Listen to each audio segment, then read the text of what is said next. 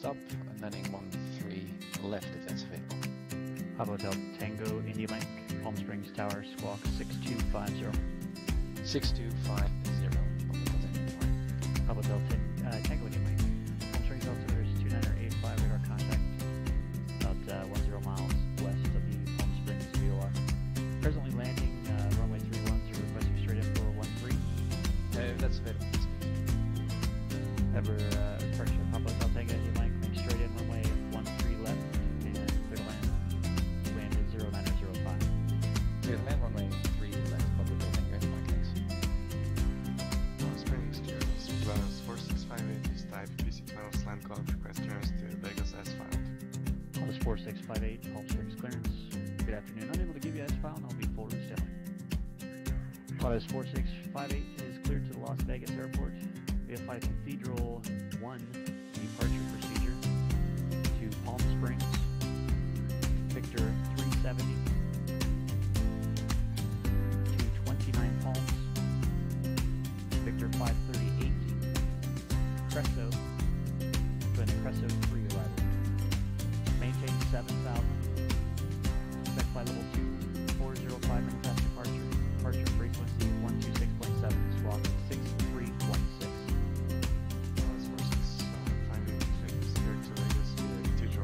Palm Springs, Victor 37029, Palms, Victor 538, Presso 3, initially climb 7,000, expect cruiser F25, departure 126 sounds, 4616 plus, pushing side. Plus 4658, free back and correct. Tango India Link, taxi to the ground, via Echo and Taxing to the right via Echo, remaining on this frequency, Papa Hotel Tango India Link. Ontario Tower, Cessna 237 Charlie Alpha, approximately 4 miles to the west, inbound to land. Number 237, Charlie Alpha, roger, inner left, traffic, left downwind, runway 26, left, port base. Enter left downwind 26 left, report your base 237 Charlie Alpha. Charlie Tower, United 242, on the visual for 20 right, returning for a right base short. United 242, Jolly Tower, runway 20 right, clear to land, wind 170.3. Clear to land, cruiser right, United.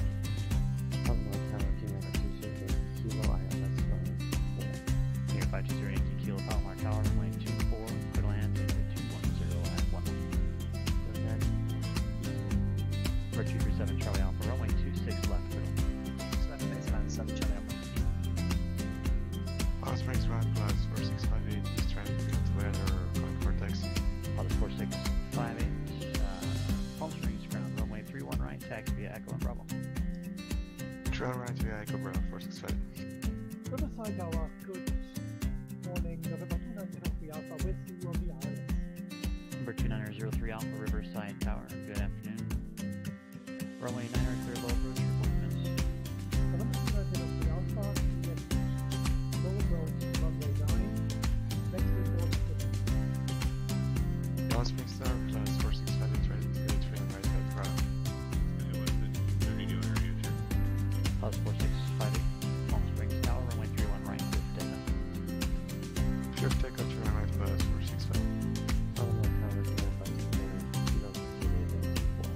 Here's our Yankee Kilo, roger, taxi into the ground via Alpha. Plus 4658, contact no departure. Contact departure 465. Cessna 7 Charlie Alpha is clearly active, taxi to the GA parking base. Push 7 Charlie Alpha, and on this frequency taxi into the South Grand via Sierra. South End via Sierra with you, 7 Charlie Alpha. November 203 Alpha going around. Number 03 Alpha, confirm going around or going miss. November 203 Alpha going missing.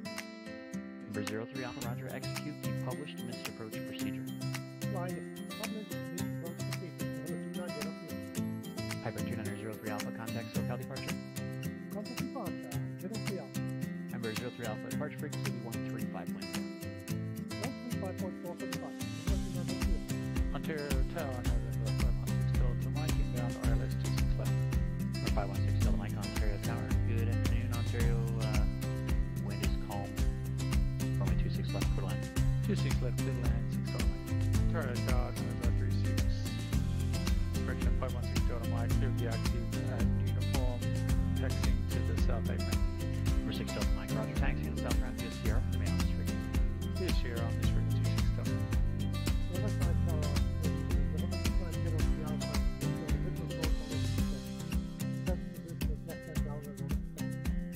2903 Alpha, Riverside Tower, runway 27, clear to land.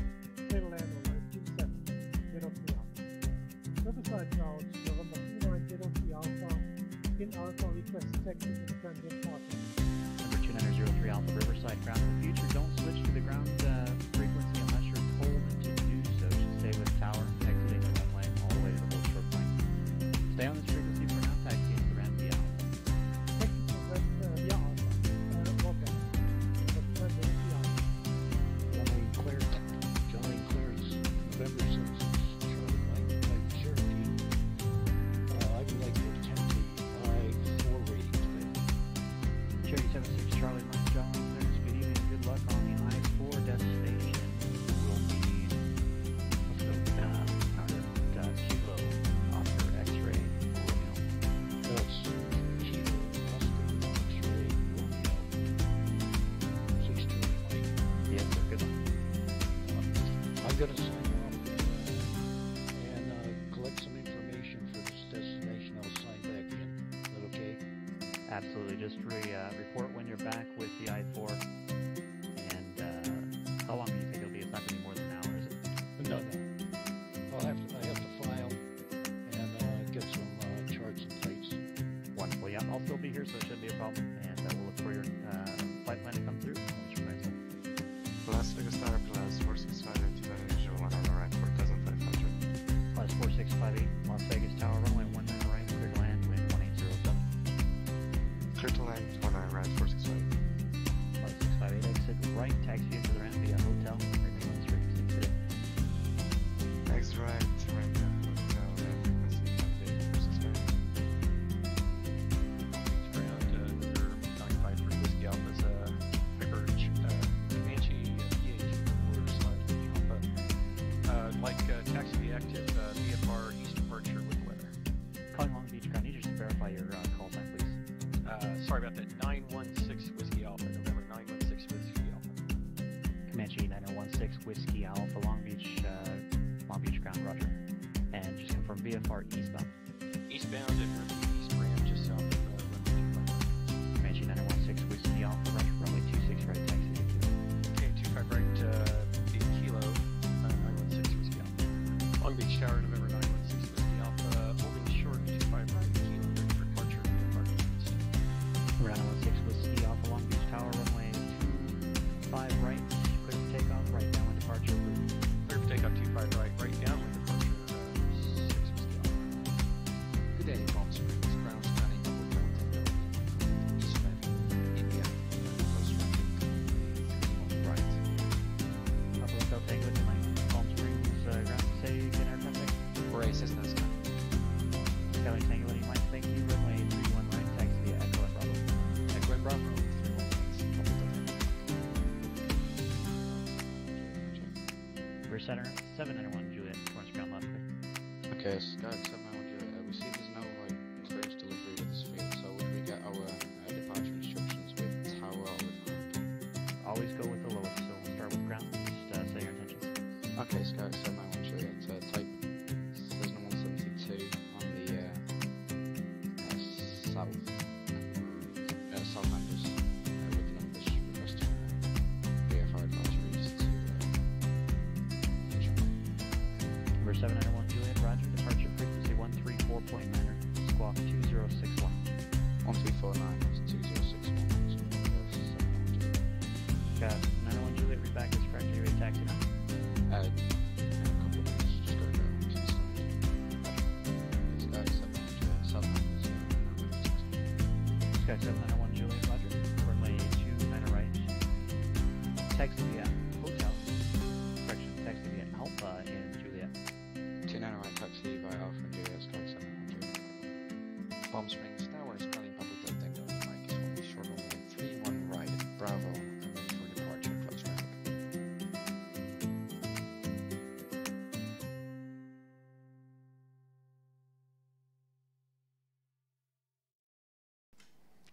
Hello guys, happy Monday. Good to see you with another VFR. Oh, let me see. I've got also notifications here gone and away. Welcome to another weekly VFR challenge. Today we're going to fly from Aqua Dulce to New Yukiyama. I don't even know by heart. Let me show you the particular flight for today. This is the challenge that I posted.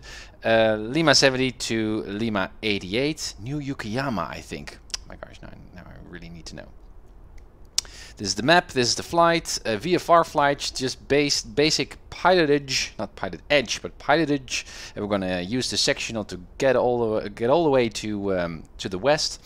New Kuyama, yes, Lima 88. That's gonna be the flight of today, just to get a rhythm going, flying VFR as well. But on a side note there, I've completed my cockpit that I've also posted on Twitter and on my Instagram and on Reddit. I'm so pleased. So everything is now mounted. I've got a mini USB keyboard for my autopilot, for my transponder. I've got an audio panel, also a 8-button mini keyboard, and also the Real Sim Gear GNS 430 hooked up, and it seems to be working just fine. So that means that I now have some spare time to continue my IFR training. Now today we're going to do my my VFR challenge, but this week I'm also going to continue with my practice approaches, particularly the RNAV approach, GPS approach, as part of just getting familiar with instrument approaches. And once we completed that, my very first complete IFR flight. Going to receive my first IFR clearance. Really excited. I've been, as I mentioned in the previous streams as well, I did a lot of ground school studying to wrap my mind around en route charts and departures and tech routes and stuff. So I think I'm ready to go and continue my IFR training. Pilot Bug, good to see you. And also, guys, if you've got a PilotEdge account, feel free to jump aboard here, your own aircraft here at Aquadelce, and fly with me all the way to New Kuyama, if you like. This is just a free invite for anyone who likes to fly on the Monday as well at 17:30 Zulu time, and just to enjoy VFR flying and also group flying as a social experience. I think that's really neat.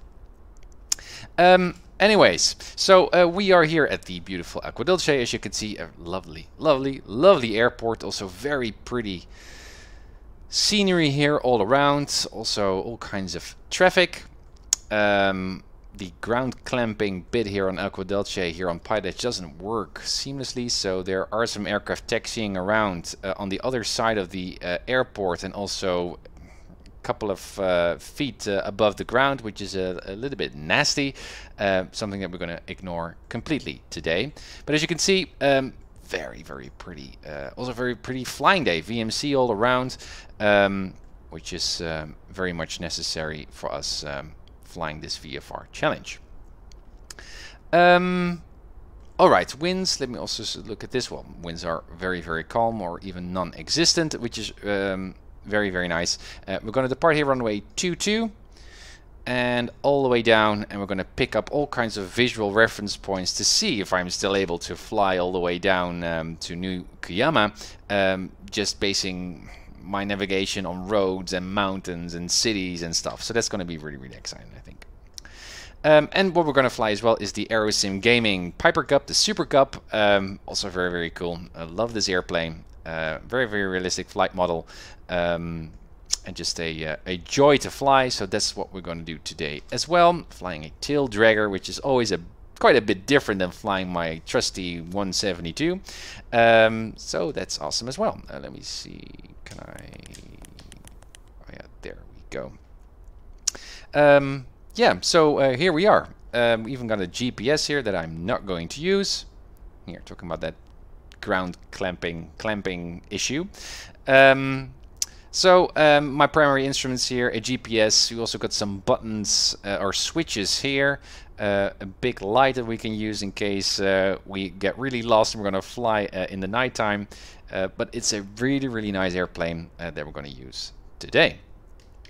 Now there's one thing though, I have assigned myself a button here on my joystick that I can use to put my track IR to pause or unpause it, but somehow that trigger, that keybind, is related to something with the Aerosim Gaming Piper Cup. So every time I hit that button you hear some really weird clicking noise that's coming from the sim. I don't know how to reset it, I don't really care that much, but then you know where that is coming from. Bit of water here. Pilotbox, saw your tweet on the new cockpit you have. It's so nice. Thanks, Pilot. I think it's really nice as well. And because of the RealSim Gear GNS here, I can also be a little bit more quicker with using the GNS, the GPS itself, for plotting flight plans and stuff, which is not necessary to do your IFR training, but it's really, really nice to do so. And also I got an additional stack of frequencies now through the GNS. So my COM1 and my NAV1, and so that means that my radio panel, my SciTech radio panel now, I can just set to the COM2 and NAV2 frequencies for good. So I have a much quicker, much more direct way to see what my frequencies are set to, which is really, really nice. And I also like the fact that I've got my audio panel here, so I can very quickly tune the COM2 radio, monitor the COM2 radio, but also transmit on the COM2 radio.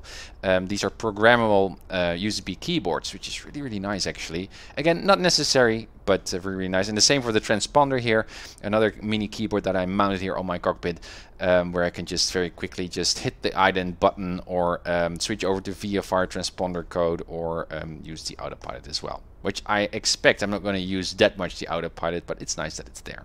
So also rearranged all kinds of wiring here on my cockpit, and did all kinds of other tweaking here, so I'm quite pleased. Nice upgrade. Are you still having issues with that Garmin? Well, the issue was that the software wasn't really that reliable. So the actual bezel of the RealSim Gear GNS is actually almost perfect. There are some very subtle points that could be improved on, but overall very robust, very trusty device. However, the software itself, when using the GNS for the default X-plane GNS, the COM1 frequency swap button is not reliable. So if you press 5 times that swap button, it only actually swaps the frequencies 2 of the 5 times or so, which is not very handy, especially when you're flying on PilotEdge and you're swapping frequencies all the time. Also, the long press clear button doesn't work. Now, Jared, the owner of RealSim Gear, then pointed me to the Reality XP version of the GNS, which I also have and fly with, which is a much more advanced version of the GPS than X-plane is providing. And there, the swap com switch thing function does work reliably. So it has something to do with the data commands of X-plane, or that Reality XP is using.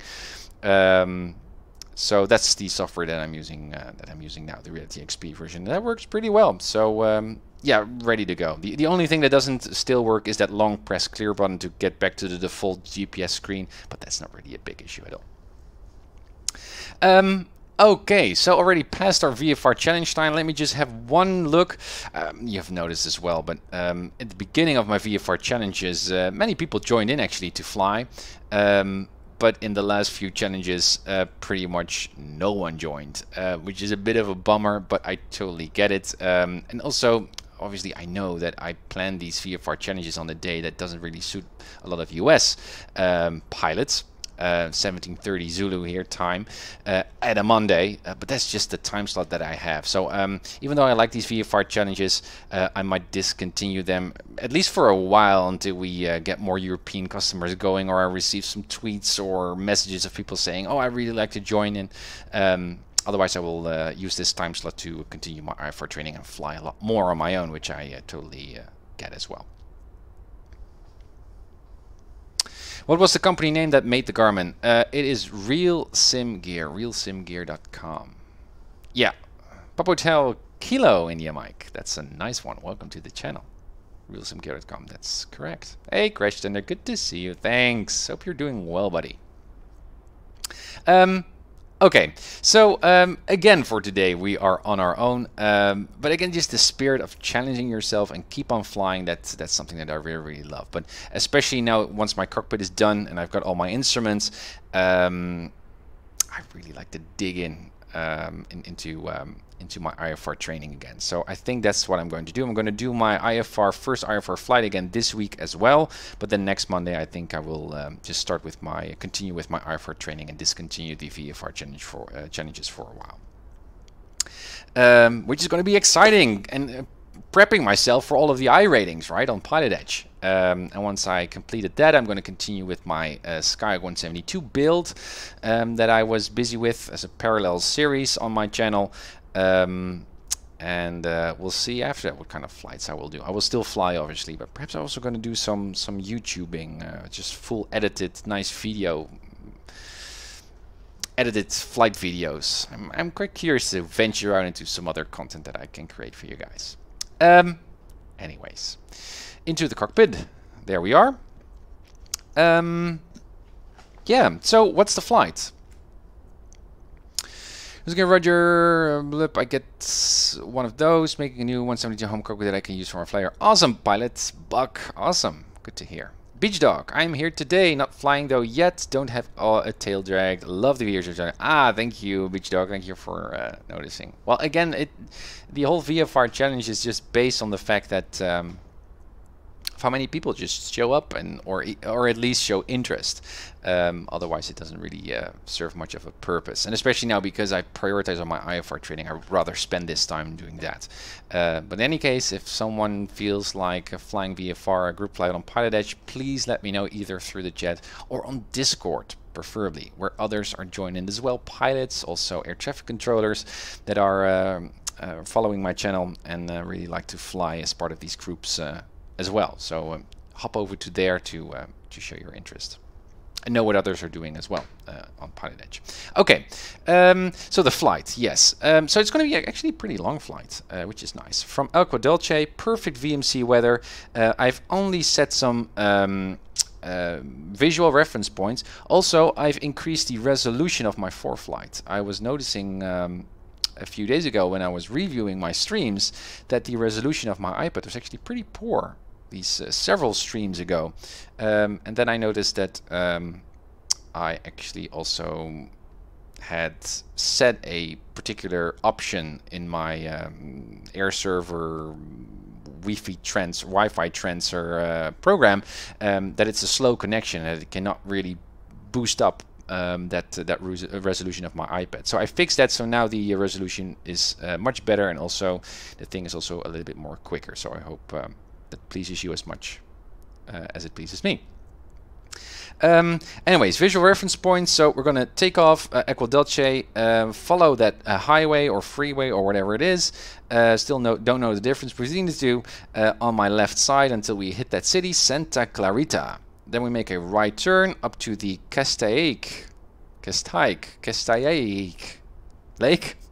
We're going to continue up to 6,500. By the way, we follow that that highway up to the north, and then all the way down around that area of Bakersfield there, and get to New Cuyama. Now, I'm not going to fly through the canyons, because in case of an engine out or trouble, we still have some airports to divert to, and also I love the fact that I can follow these highways to get there. The only place that we don't really have other than that ridge of mountains here, is this particular leg, but I think we will do just fine. And then we're going to hit that intersection of roads, and then fly over a few private airports, and hit New Cuyama. I'm not going to use VORs at all, even though we could. So let's see if I can do this, and usually I cannot, so it's going to be an exciting flight to see if I can actually reach this. Now, in terms of airspace, we don't even cross any particular airspace. I mean, you can see the Mode C veil covering the LAX area here, so we need to have Mode C, which is not a problem for us. This is not really airspace, so we're just in equa airspace. We are going to cross this military corridor. You can see there IR200 and IR425, so these are military training routes, so we can expect simulated aircraft there flying on high speed in formation across these military airways. So we need to be very, very careful once we cross those. Now, because these are, well, not entirely. We got 3-digit military MTRs, military training routes, so that means that these guys are flying above 1500 feet AGL. And the 4-digit ones, this is VR, this is visual referenced, those guys are flying below 1500 feet AGL. So in any case, through that whole entire vertical column, we can expect traffic. So we need to be very, very careful here. Now, the best way to go about this, well, the sectionals are already mentioning that as well. We can actually contact Hawthorne Radio to check whether these military corridors or areas are actually hot, whether they are used today, or even better, just to fly on fly following. So Tracon can let us know whether we can cross those or not. but that's not what I'm going to do. I'm just going to fly VFR today.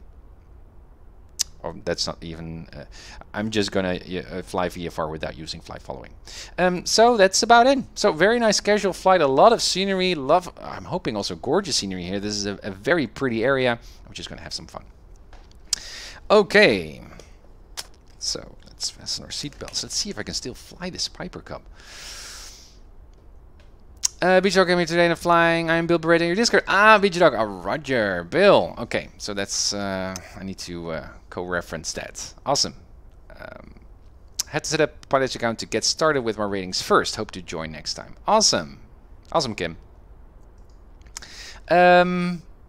Okay, so how does this thing work? Let me first, and again, you can hear those nasty click sounds. That's just a byproduct of my keybinds here on my keyboard or my joystick. Yeah, so first off, cold and dark, everything is working. This is my throttle, it's over there. My mixture is working. We even have a prop setting, which is interesting. I'm not that familiar actually with how the prop works. I actually started my PilotEdge journey with a 182, which does have a prop lever, but I forgot about the mechanics and the principle behind that, using that as part of your flight. So if anyone knows, let me know. But that seems to be working just fine. Now let me see here to the right. That one goes down. That one should go up, down, and up. Wonderful. And at the back, can we see something? Yeah, we can, but we cannot see the rudders. But they feel very, very nice. Okay. Then we can put on our batteries. There we go. I don't know why my avionics are already set on, because on my side deck panel they are off. Do they work? No. So apparently that's a different keybind. Okay. So it is. It's on, and landing lights, beacon, everything is off. Do those work with my side deck panel? Yeah, those do work. Okay. An alternator is off. All right. Then that is all set. We are squawking mode C and VFR. That's good. We got frequencies there. Let me also set my radio panel here. And what is the frequency here of Echo Delta? CDF 122.8, not a surprise. 122.8, and that's set. Okay, and anything else that we need? We don't need any vortex and stuff, so let's just turn off the avionics. Let me have a look at the heading indicator. So we're now pointing to 128, which is off. What's that sound? Alright, so apparently that's the sound of the heading indicator. That's a bit unrealistic. And we're flying to 2. I don't really mind that much. Okay. And we got fuel tanks. They're now set to off. Hello?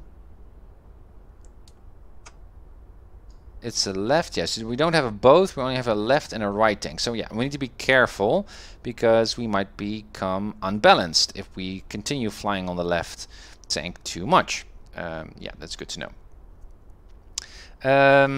Okay, then the altimeter, we're now reading about 2500.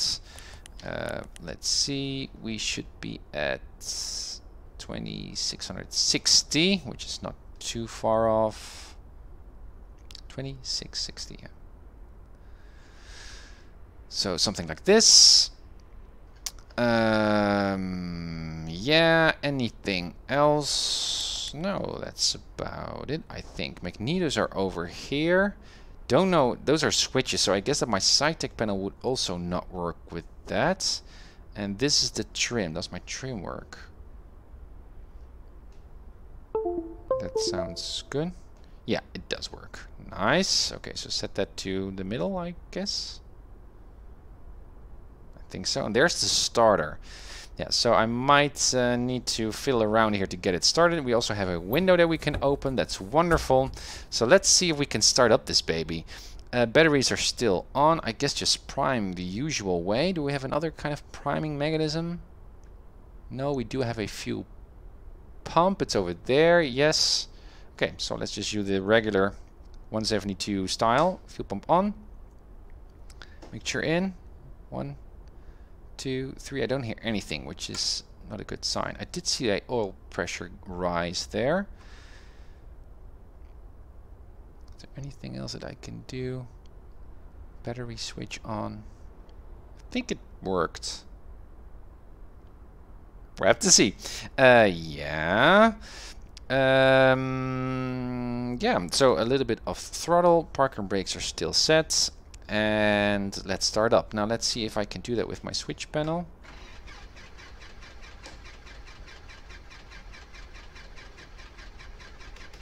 Hello? Perhaps I have to work, put those on and then do it.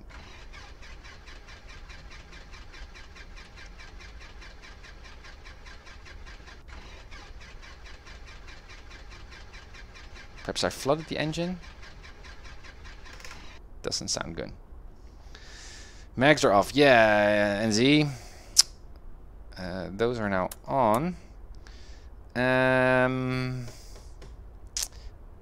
I did use the fuel pump, but I didn't hear the fuel pump. What's that thing? Parking brake. Where's my fuel for oil? Oil, oil, manifold, cylinder head temperature. We have another, that's just the battery which we are draining at the moment. Fuel pump on when mags are on maybe. Yeah, it's a good one. Let's try again. Again, magnetos on. Keep the mixture off. Starter switch. A bit more power perhaps.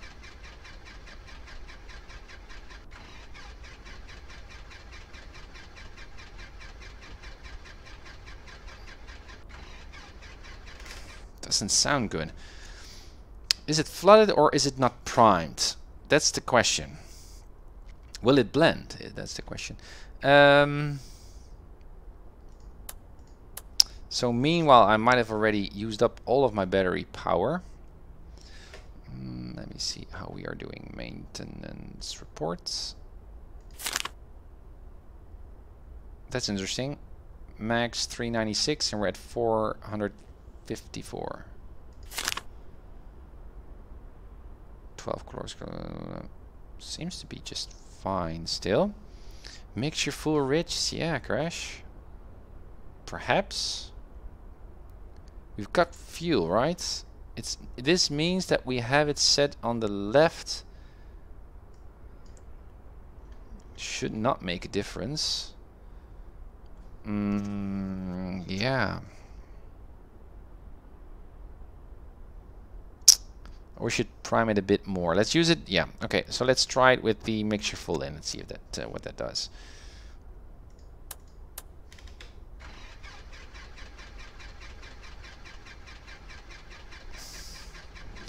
Yes.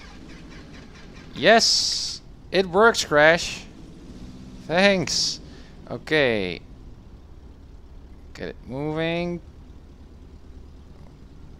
Get it moving. Let's lean a bit for ground. But where's my EGT? Do we have an EGT? Thanks for the follow, Al. Thank you. Welcome to the stream. We don't have an EGT, so we just need to listen to the RPMs, I guess, or look at the needle. So let's lean. You can see a rise in the RPM, and now there's a drop. So a little bit there of a push in, and we set it to 1,000. Very good. I don't like the sound volume though. Exterior, a bit more. Yeah, that's better. Yes, alternator on, which is important now. So now we're charging. We can see that on the ammeter. A very significant charge, obviously. Now the avionics on, which doesn't work with my side panel, unfortunately. Yeah, there we go. Okay.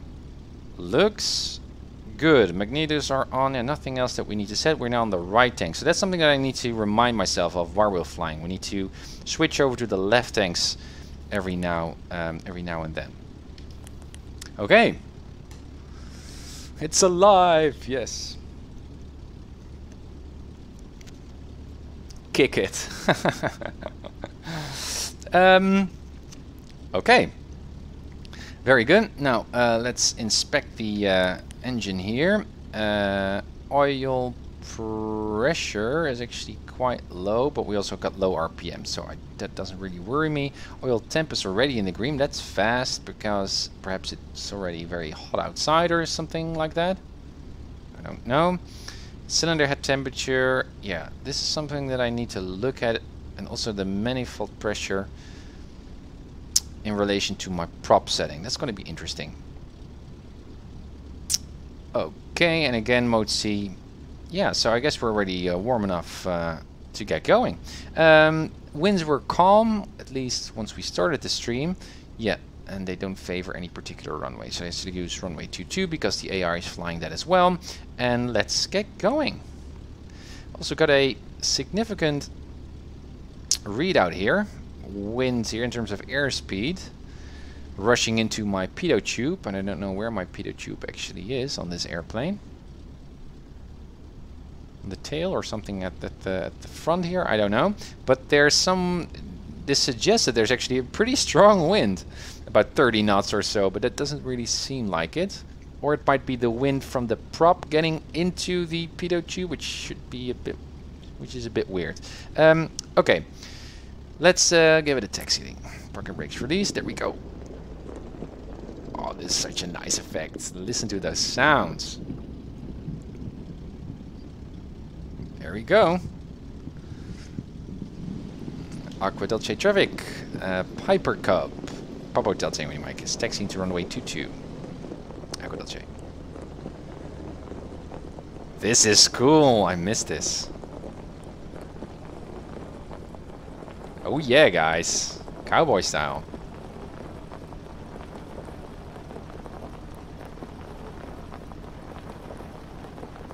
Again, ground clamping not working.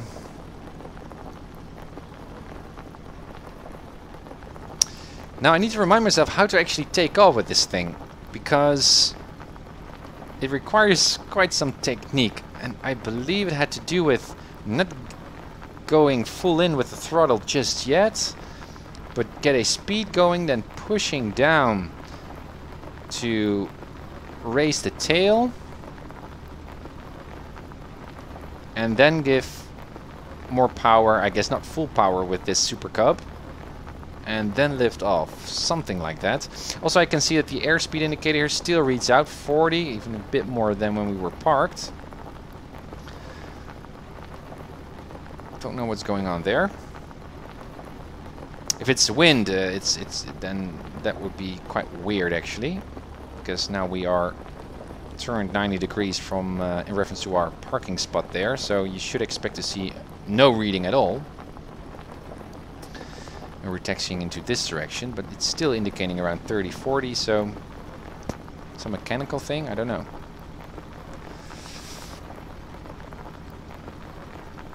Alrighty, coming up to our runway. Don't know if I can actually do a run-up with this airplane, or whether it's too strong that it's...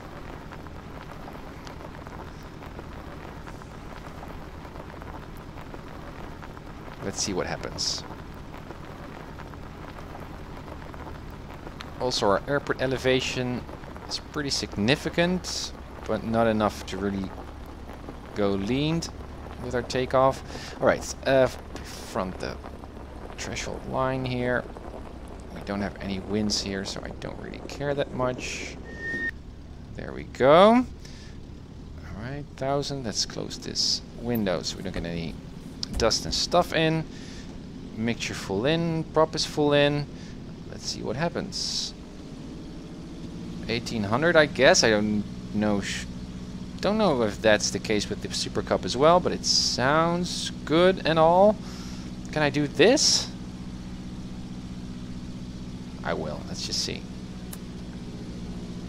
Sounds good. And back to 1800-ish. Comparable drop on the RPM. That's nice.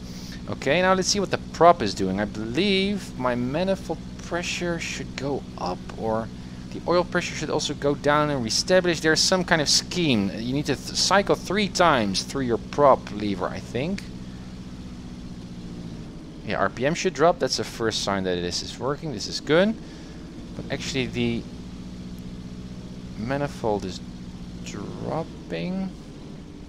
The oil pressure should also, yeah, and it was also dropping as well, but it should only drop while we are changing the prop, I believe. Not quite sure. It does react, but I'm referencing this to the A2A182. No other knowledge that I have, particularly for the Super Cub. It looks all good. Then idle. Let's see if the engine doesn't quit. And it does. Okay, that's interesting. So how can I explain that? There's no throttle stop, or... I mean, it seemed like that it was stopping, actually. Let's go idle. Yeah, that doesn't sound good. So it should always remain in the green arc, obviously, but usually with the 172 you can just go idle and it just keeps running, but in this case it doesn't. So that means that during my flight I should be very wary not going idle, I think. Superguard idle will always kill engine. Roger that, NZ. Okay, so let's get going. Let's get flying. What is our plan? Well, Aqua Dulce, we're gonna fly to the southwest. Gonna keep that road or highway to the left of us. Once we reach Santa Clarita, we're gonna make a right turn to go to the Castaic Lake. That's the plan. All right. A little bit of power. Parking brakes are not set. Good. Track IR enabled. Let's make sure no one is walking or is flying here. No, we should actually do a 360 because someone could be on downwind right now. Aqua Dulce traffic. Super Cub, Papa Hotel Tango Mike is departing runway 22 for a straight out departure. Aqua Dulce. Nice sounds. Now let's see if I can do this unharmed. Alright, powerful engine. Okay, power. Power, not too much. Too much, not too much, not too much. Nose bit down. Shit!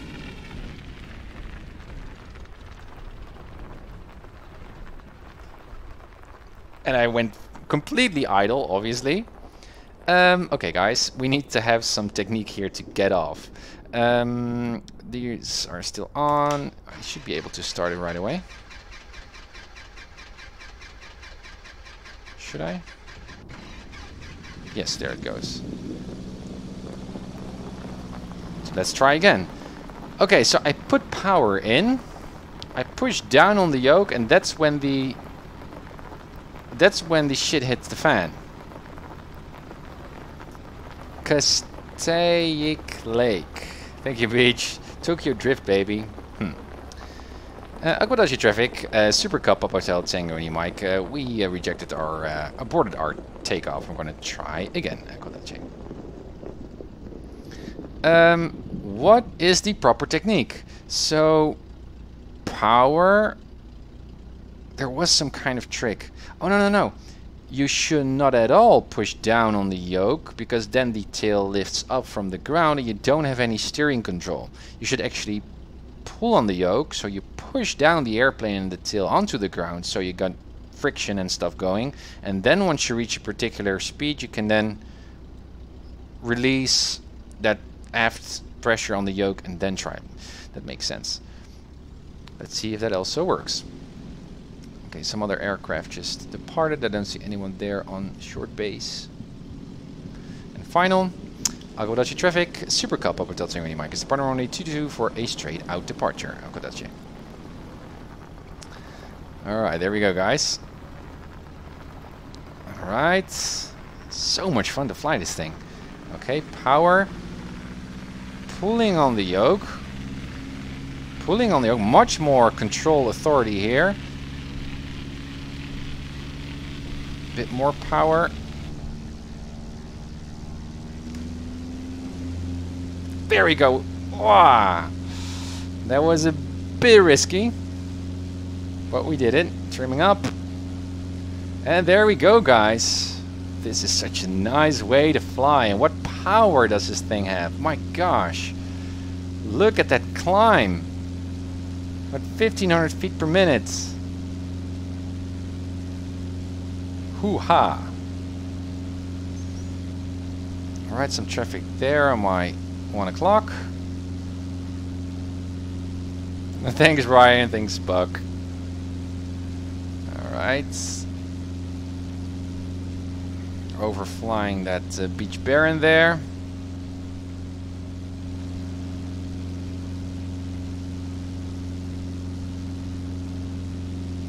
Get away there from the traffic pattern. Look to my left to see that road. I think it's over there. I'd like to fly to 6,500. Really pushing on that yoke still. Man, this thing is a rocket. Also did not turn on my strobe and my landing lights. Also my fuel pump was still on. I'm also noticing that we've got a right turning tendency. And looking at my yoke, it seems that it's not calibrated. So let's try that first. Joystick calibrate. Seems okay. Just to make sure. Ignore, ignore, ignore.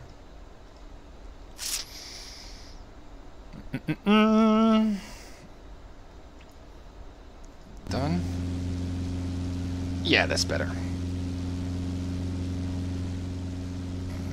Okay, those are power lines. No, that's the road. Yeah, that's the highway that I was looking for.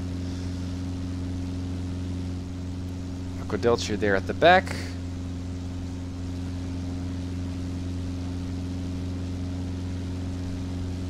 And there's still a right turning tendency here. Perhaps just winds, I don't know. Aquadelcia traffic, Super Cup Upper Tango Mike is departing the traffic pattern area to the south, up to 6,500.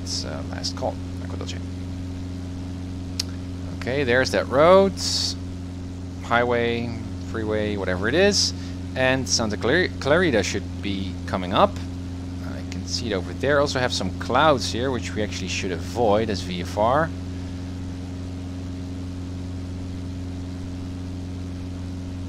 Are you still using XEnviro? No, Brian, I'm using Ultra Weather XP, which I really like.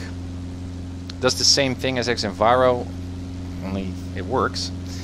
No hit on FPS, which is nice as well. Okay, 6,500 feet to go. There's Santa Clarita in front of us. So that means that we could make our turn already to the right.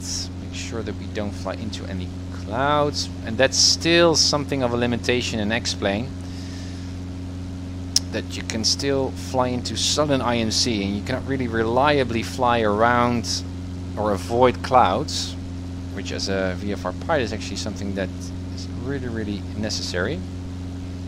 There's 6,500, push down. Alright, less power, 2,500 is fine. Let's lean a bit. There's a drop in the RPM, so we're just going to do this on RPMs now, the leaning. Trim up a bit. Let's also use the prop here.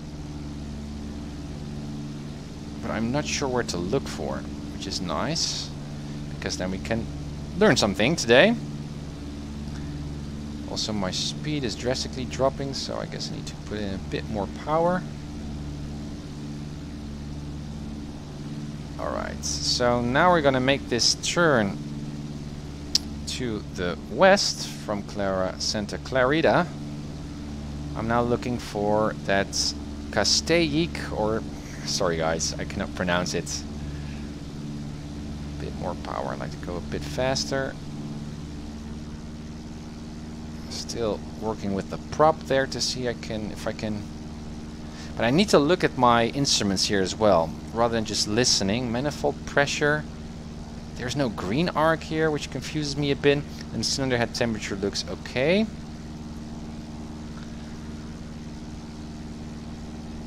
Alright. Goes down a bit again. Landing lights off. What are we doing? Yeah, Clarita, and then we went to the right. Yeah, northwest. Castaic Lake.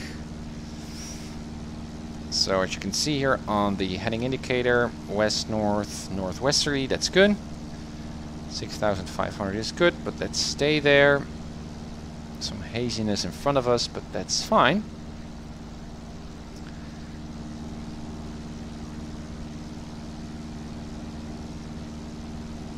The only thing that does concern me is the oil temperature, which is very, very low.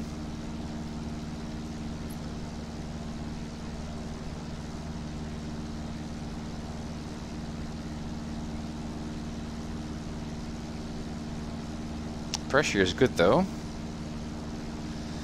So let's see what's going to happen. Flying the Cub doesn't really add much wind effect in terms of sounds. Alright, where is that lake? Well, and again, if you've got a navlog and you did all your preparations here, I should know with this speed, 2 nautical miles in 1 minute, how much time would it actually take us to get to that lake. I do see some lakes over there, but those do not seem like the shape that we are looking for.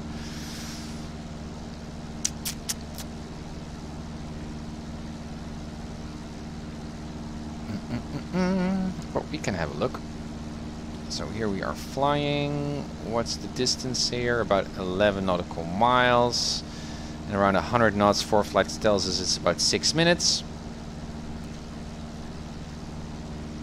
Yeah, in our case it would be around 5 if we're flying 120 knots. Oh, we're not really flying 5 minutes, I would say 2. So 3 minutes remaining. Look at this beautiful scenery, guys. Really nice.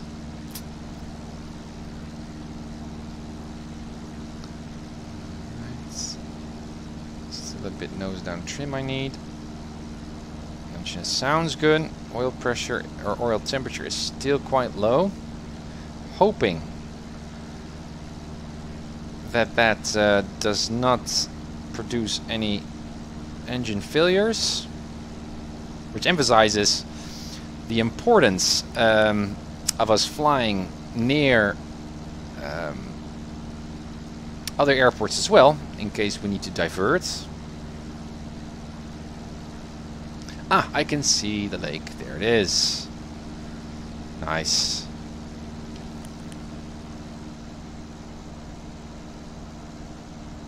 Wow. Look at that.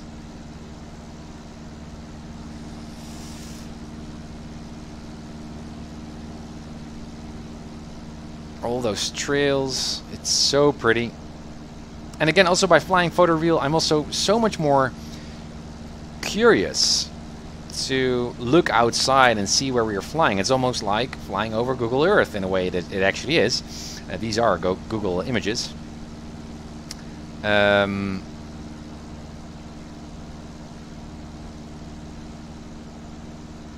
you can really get to know an area here quite well using these photorealistic tiles. It's so pretty. Forward ortho. No, Haley. I generated these tiles using G2XPL a few years ago. But I'm actually looking into redoing those once in a future time, because I instructed G2XPL, the app, to not generate photo tiles of the lakes and the ocean. So I've got the X-plane animated water effects there, but I don't really care actually that much about the water, and I would actually just like to see the actual image of the water there instead, and perhaps have a little bit of a transparency going there. As I've seen with Valdutes and others, other streams, it looks so pretty. And that's what I like to see as well in my sim, so I need to redo all of this stuff. But does it look pretty? Man! I mean, this does not look pretty, obviously. Here you can see that the difference there in grading, color grading, is not nice, and also it cuts off parts of the coast here, which is also not that pretty. So it can be even more pretty than this. Alright, we're now at that beautiful lake. What do we need to do right now? We need to fly even further up north. Because there should be actually a road that we're following here, a highway again, to the west side of this lake. Can we spot it? Yes, we can. There it goes.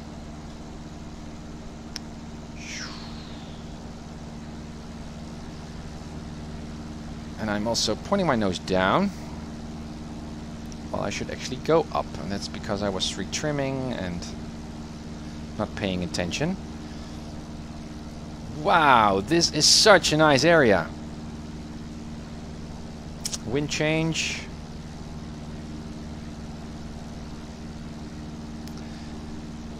Makes doing ortho worth it. Roger, Steve. Yeah, I've heard good stories about that new version of ortho. So I'm definitely going to check that one out.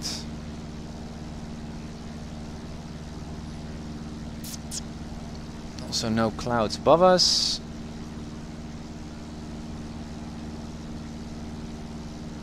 Now, because we're now flying this direction, generally northwest,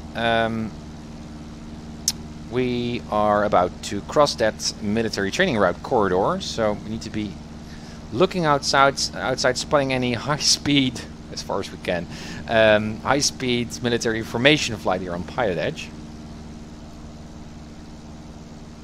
Wow, man. It's so nice. Again, flying along that road. It's so pretty.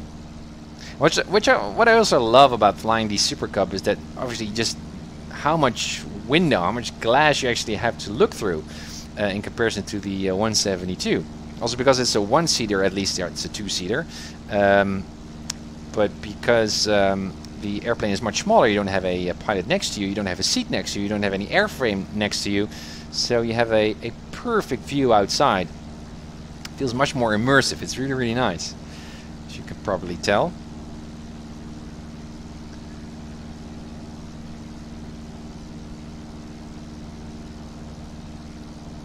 Loading new scenery, it seems. Still going strong. Oil temperature is still quite low. Now, I have not updated the Super Cub ever since I bought it, so most likely there are fixes here, newer versions. It does ring a bell that there was something going on with the oil pressure or the oil temperature here that was a bug. Still, I'm all over the place with my altitude because I'm just looking outside and I don't really care. But I do like to stick to those VFR altitudes, also just to separate myself from any IFR traffic. Still following that road. There's a lake there next to the road, so let's see if we can spot that as well. Yes, that's Pyramid Lake. And then next up is my visual, my navigation point. That's the intersection there. Perfect.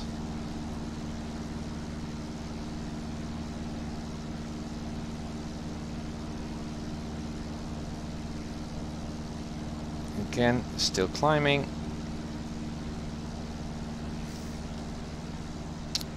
Wow.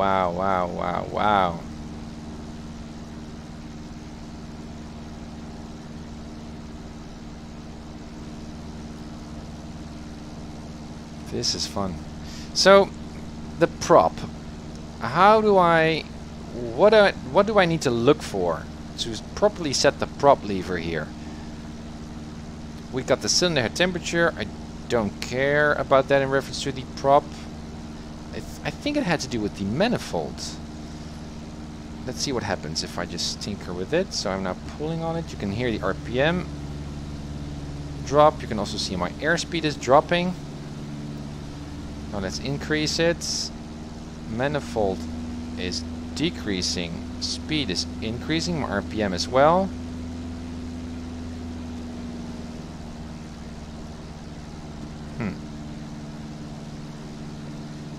I believe it should be a little bit more subtle and complex than it actually is now here in my cockpit, but I could be wrong. I remember it to be a little bit more complex than this. Oh, good one, Beach. Or Bill. Thanks. Switching tanks. There we go. Thank you, sir. Where do we see our fuel quantity?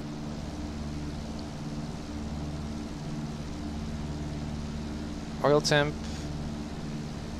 Can we actually see how many gallons we... Fuel level. Oh, there it is. Nice. 3/4. Okay.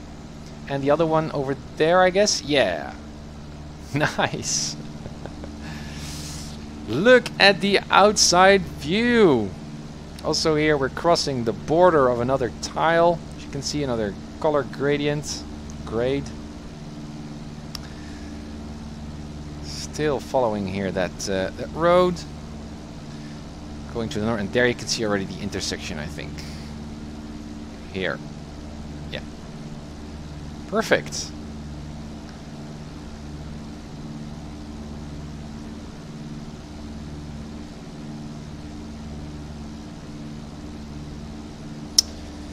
Also thinking about the fact whether that button that I'm using here to pause and unpause my track IR is actually also the same keybind that you use to do aileron trim, and that every time I pause and unpause my track IR, explain. Thank you. That I actually use my aileron trim here, and that's why I keep turning to the right. Not sure. Also looking ahead, I'm wondering whether my 6,500 will actually do to cross that area.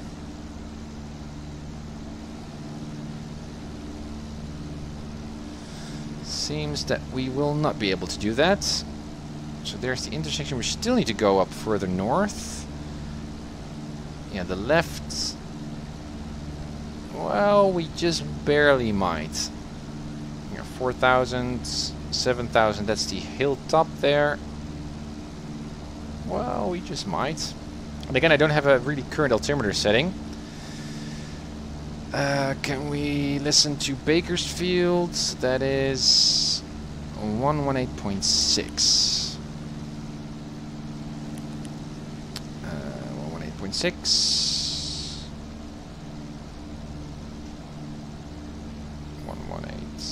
118.6. Meadows Field Information X-ray. 2100 Zulu weather. Wind calm. Visibility more than 10. Sky clear. Temperature 20. Dew point 9. Altimeter 3002. That's about right. Runways 30 right. 30 left. Two. Departing runways 30 right. 30 left. Okay. Haley, up above your head behind Little. Oh, awesome, Haley. Thank you for joining. Let me see if I can spot you. Whoa, that's sound volume. Sorry, guys. Let's see if we can spot Haley.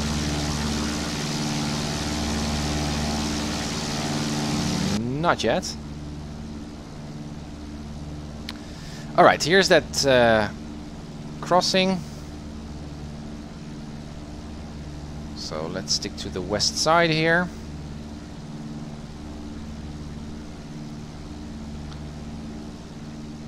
Still going strong.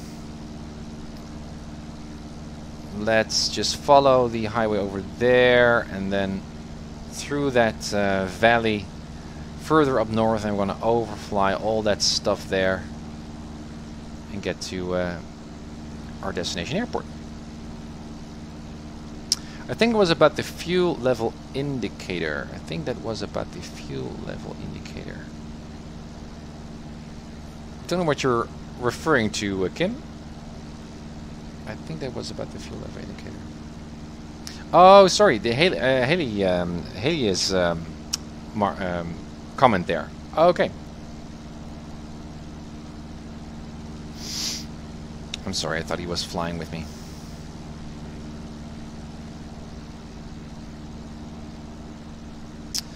Pretty obvious. Again, change there in the tile. Man, look at this.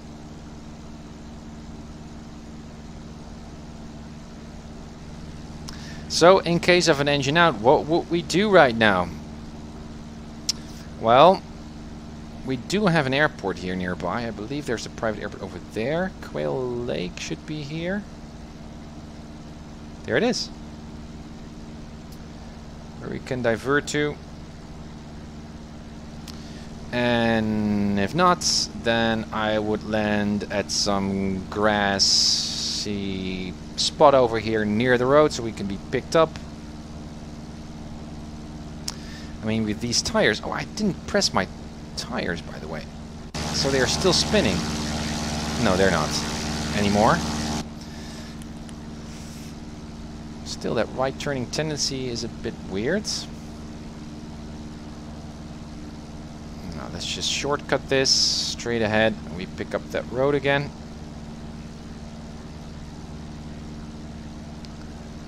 Dun-dun-dun. Haley, it was in reference to when you're looking at fuel economy indicator. Sorry for the correction. No, not a problem, Haley. My bad. And thank you, Kim, again for correcting.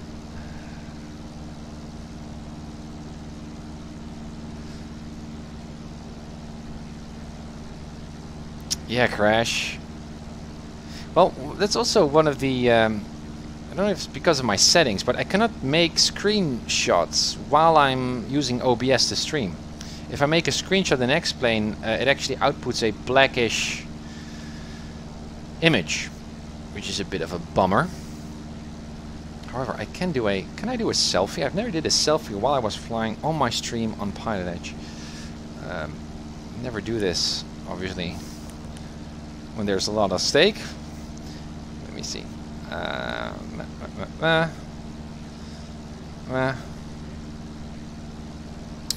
Flip the camera. Oh yeah. Does it? Yeah, it does. And I should not make a turn here and fly into a mountain. Guys, smile. Oh, that's... Yeah. Good. Our first selfie. While doing Twitch, while flying. Bank angle, yeah. And there you can see in the distance there the very nice area, typical, characteristic area scenery of Bakersfield. So very nice area to fly. Look at that. So pretty.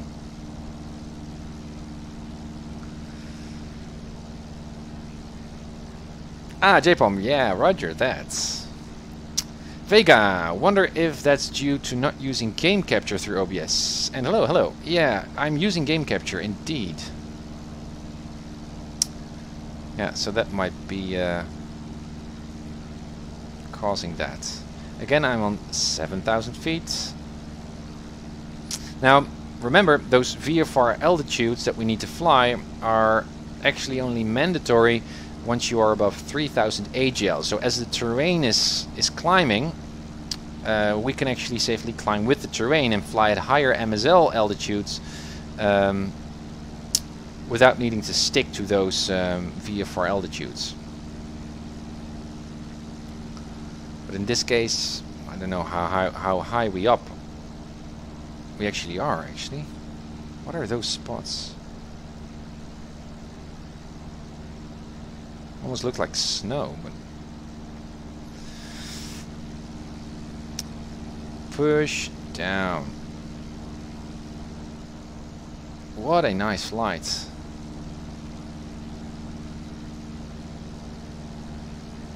It's so pretty, my gosh. Can I actually put on some music?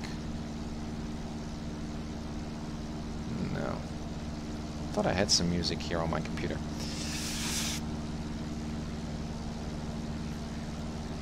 Okay, so again, following that highway, getting out of the mountainy stuff. Yeah, so it's going to make a turn there to the right, that road further up north, and that's just in front of us there. So then we can make a left turn and just get to the other side. Okay, I do like to have a timing for that leg, so we know when to expect. Can I do that like this? Yes, we can. 15 minutes. How many? We're flying around 110-ish.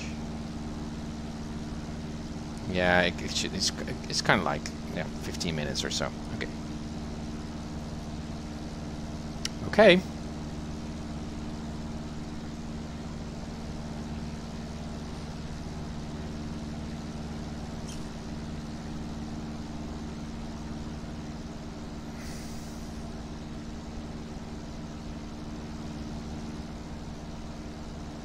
I also did not use any flaps for the takeoff. Don't know if that's necessary actually. Where are the flaps? I guess those are the flaps.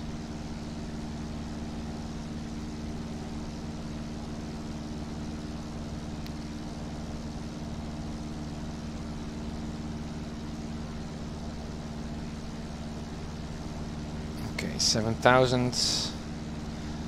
Let's get back to 6,500 now, because we have now climbed over all of that terrain. It's so damn pretty.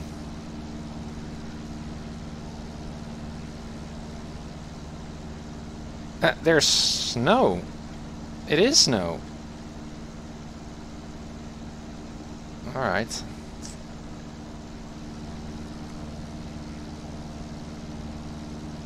Engine is still looking okay, except for the oil temp. Yeah, I think that's a bug. Let's also switch again from our tanks.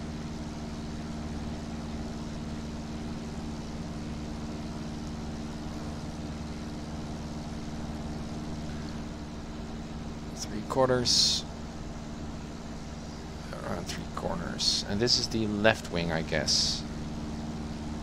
Yeah, so there's actually a bit less in the right tank than in the left tank, so we should actually just keep it to the left. Yeah. Keep that nose down. Yeah, Beach.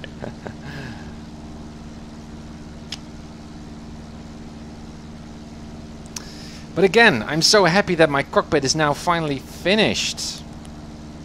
I mean, the next chapter of my cockpit build would actually be VR, which makes all of this stuff quite redundant. But we need to have high res VR, because the stuff that I've been seeing so far does not allow me to actually reliably read the radio frequencies and stuff, and so it doesn't work for PilotEdge at all. I mean, the immersion is just great, but we really need high-res VR. Yeah. Gonna continue my eye for training, guys. My RNAV approach, practice approach. Need to pick a nice airport to do that. I also think it would be nice, especially now because I have the GPS, to make that a automated flight. So to use the autopilot and the GNS as well, to program that RNAV approach and also get familiar with the GPS. And then we're going to do my first IFR flight. I cannot wait. Cannot wait. Elias, good to see you as well, man.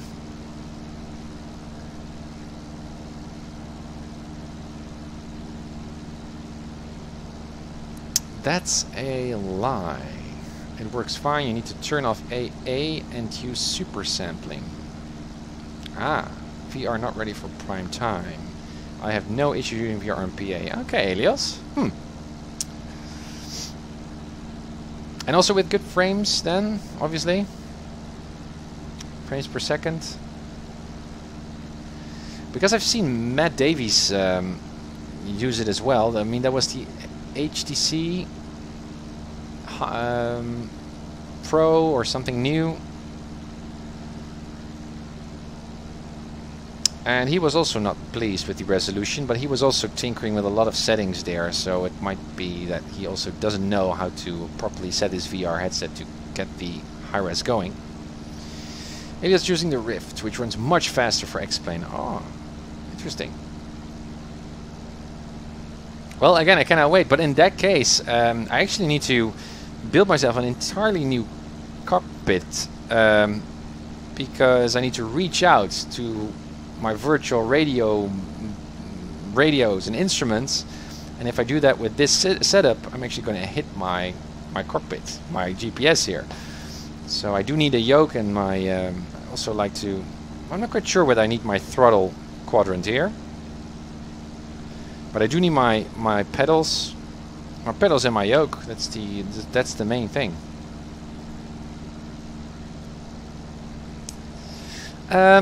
Meanwhile, just to be sure, 15 minutes I calculated. We're not really flying 15 minutes so far, so no need to look for those roads. What are those? That might be a good visual reference point.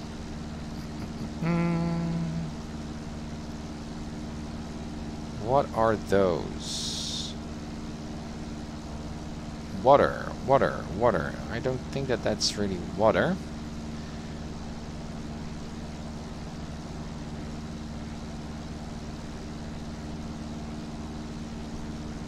There should be a power line, and we should also be able to see skydive. Airport somewhere to the right. It's hard to spot.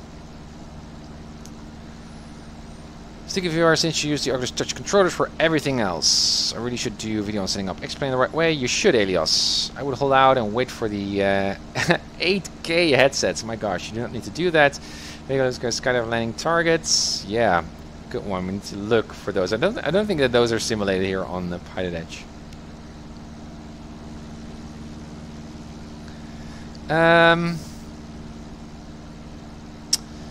Yes, so just relying on timing is perhaps not that good. I do see, we can also look at the terrain, perhaps. You can see that the terrain is actually going down a bit there.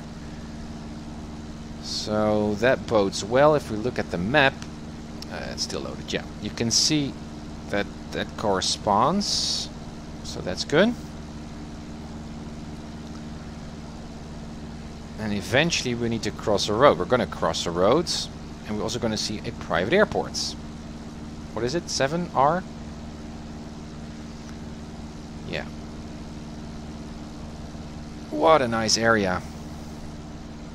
Look at that! Never gets boring. Wow.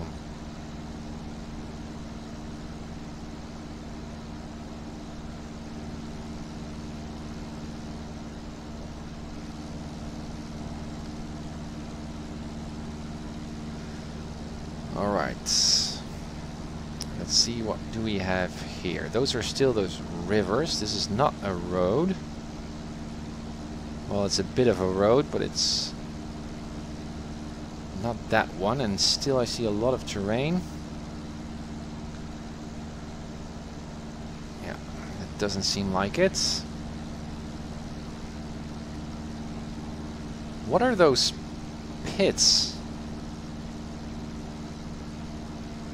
Or sites? Just barns? Guess so.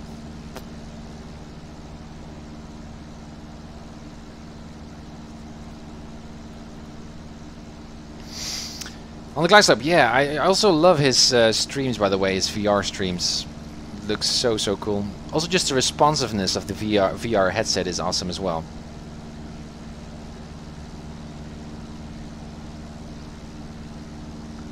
My altitude management is all over the place.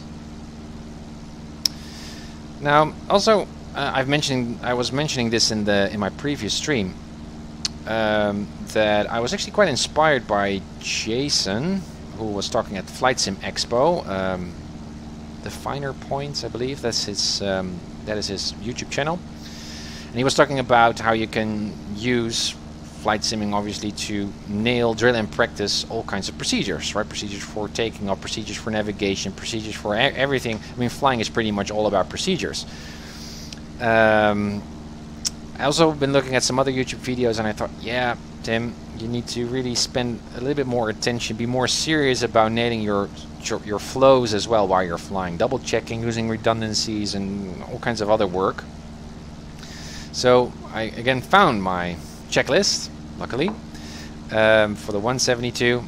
I'm also busy making a spreadsheet to also do proper flight planning, so I know my times, I know my fixes, I know what I'm going to do, so I can check those while we are flying and be a little bit more systematic when doing my flights.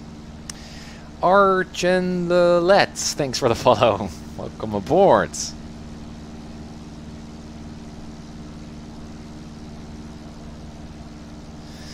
Okay. So again, terrain on our left side, and there you can see this seems like the kind of terrain that I'm looking for. Again, there is a river, or a bit more than a river over there.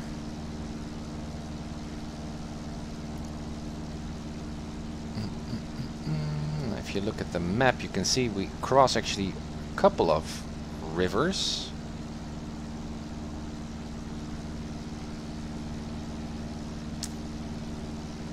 But again, I haven't found a road or something that that we're going to cross over. It should be pretty clear. So let's just continue our flights.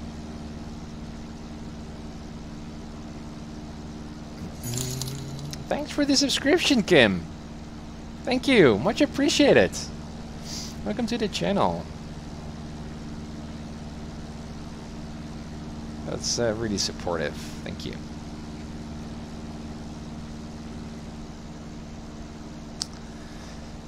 Man, lovely. It almost feels like we're flying over Mars. Man. And again, this is again an example of how I do not like the fact that I chose that option where the G2XPL removed the photo from this river, because it looks so ugly. Should not have done that.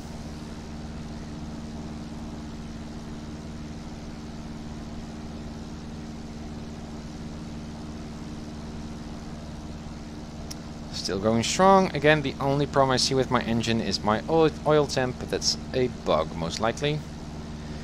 And again, my altitude is completely off.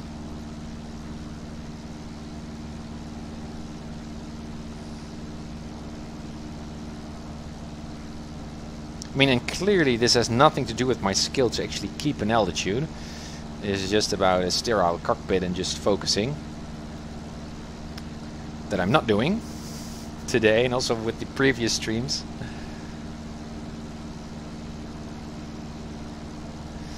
I also noticed this other... It's not really a river, how do you call that? You call that a... aqueduct. It makes a turn to the right, as you can see there, and that seems quite characteristic. And you can see that that same aqueduct that we're following here, also makes a turn to the right there.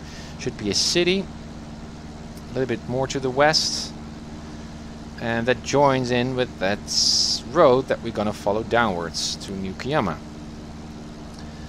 So there should actually be a airport somewhere over there. It might be too far away, but it seems to be very distinct here. So there should be a road coming down and goes into the valley. It might be that one. This is just a other canyon or valley. I think it's over there. Do we see some city-ness? Yes. Over there and over there. Yeah, so most likely this is our stop, our next reference point, our next waypoint. So we're going to make that turn to the left here. And this is going to be our road, and then we should see another intersection where this road is joined by another one.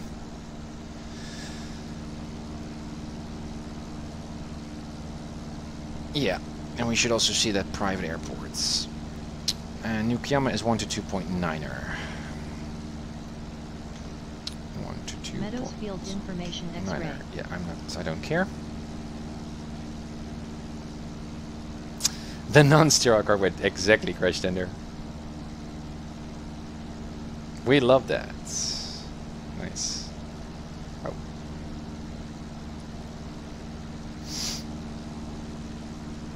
So glad to have you guys on board.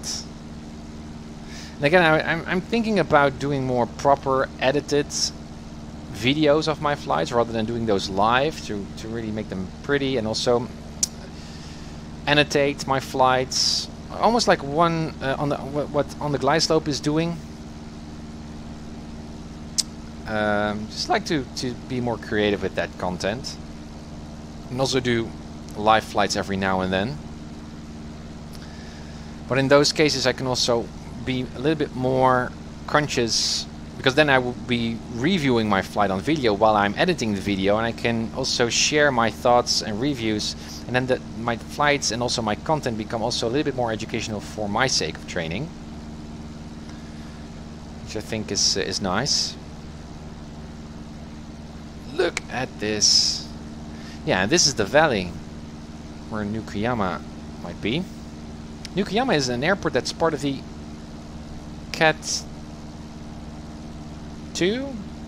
Cat 1? I'm not sure. Cat 1 or 2 rating on PilotEdge. Alright, we are coming in from the north-ish.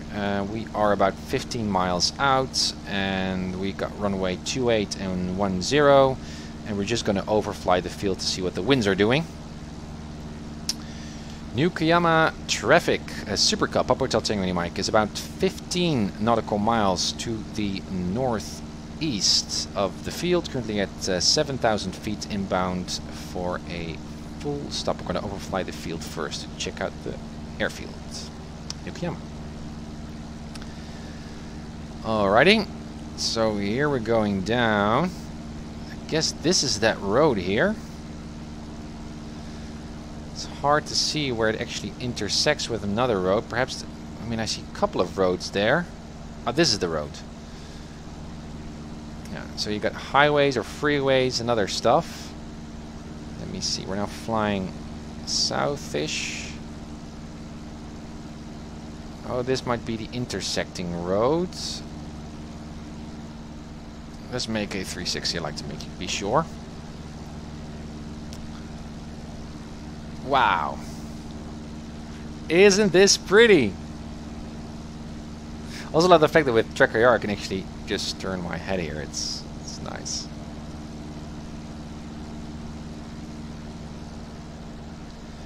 There's that road. There's a bit of a city. Yes.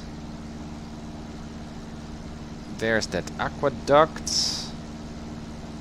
City, and here it turns.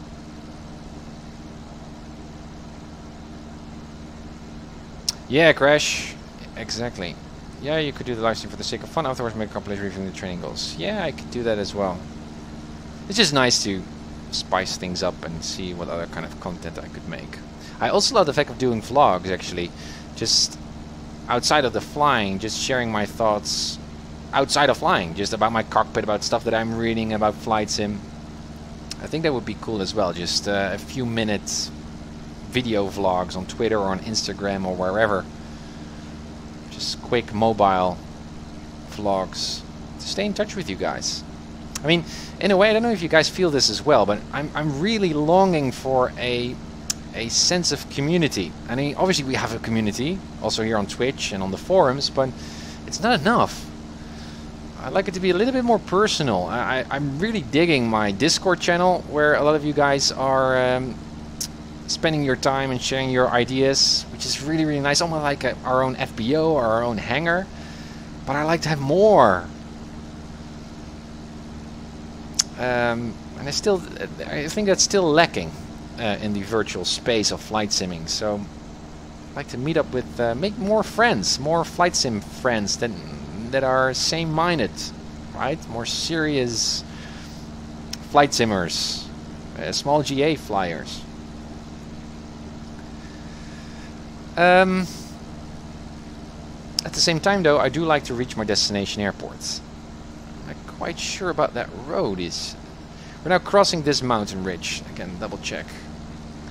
Yeah, that should be this one. Oh, fingers, please work. Yeah, this stuff. That's that white stuff over there. So that's good. There should be a dried up lake.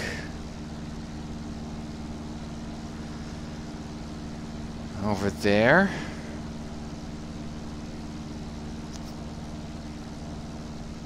And that's over there. So I might be making a mistake here. And again, it's all about distance. That this mountain ridge is actually not the one that I just shown.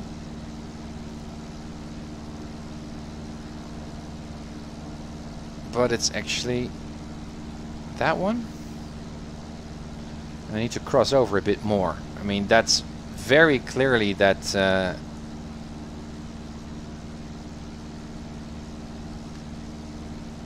that lake. It's getting interesting now. And looking at the map again, there should be a private airport just at the northwest side, the top there. And if we follow that road, then we might reach Yukiyama. Okay.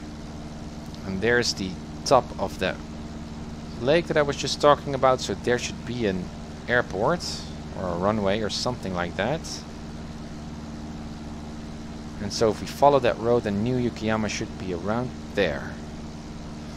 Let's do another position report coming from the northeast.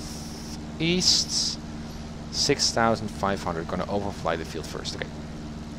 Yukiyama traffic. Super Cup Papa Hotel Tango Mike is about 10 miles northeast at 6,500. Inbound, we're going to overfly the field first at 6,500 to figure out how we're going to land there. Yukiyama. Yeah, we could use the vortex here, but I just like to fly on visuals, Bill. Christian, yeah, the community is a cool thing. I plan to get my engine instruments and get a quick and dirty radio setup fixed next month. Then I'll apply for Pilot and enjoy the fun as well. Awesome, Crash! Finally! Join us! And that was also the primary driving force behind my VFR challenges, like the one today, every Monday, 17:30, is to find an excuse for other PilotEdge members, I guess most likely European ones that share the same time zone, to jump into their own aircraft and join us here on PilotEdge to fly together, and which actually was quite successful in the few first runs. About 5 or 6 people joined in, but then it all fell apart. And obviously we all got working schedules and stuff. Also Monday is not an ideal day to fly. Also not 70:30 Zulu time. It's just the time slot that I have. So obviously I'm limited to that. But the primary spirit of the VFR challenge as well was to get that social experience going, to meet other PilotEdge members flying small GA and VFR. We already attracted a few pilots, which is really, really nice. I'm very, very grateful. But I like to have more community. And also not just community in the sense of just looking at a live stream with 300 people, but a real sense of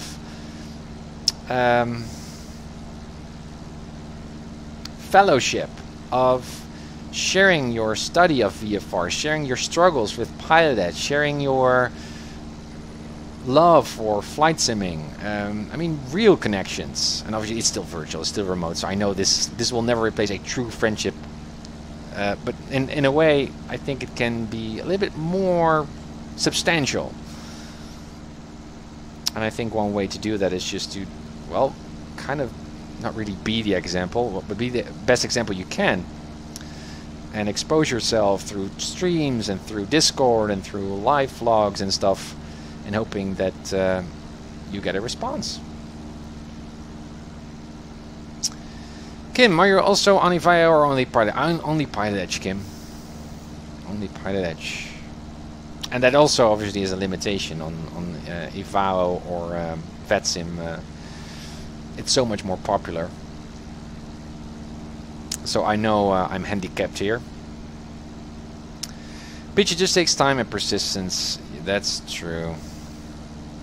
So you guys would recommend me to just continue with the VFR challenges? I mean, I was thinking, well, okay, nice try, but no one is showing up. I should rather spend my Mondays on just doing my my training.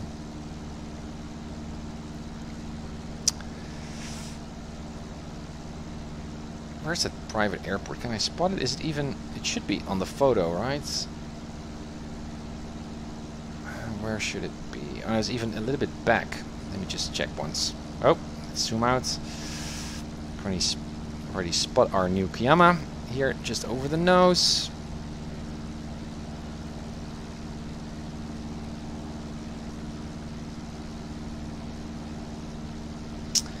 I'm doing my PPL, and there are differences in...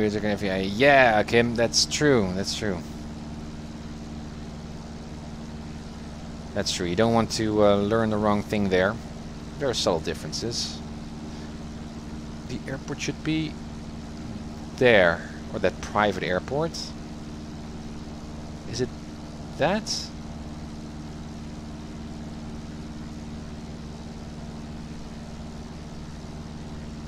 Well, perhaps it's that.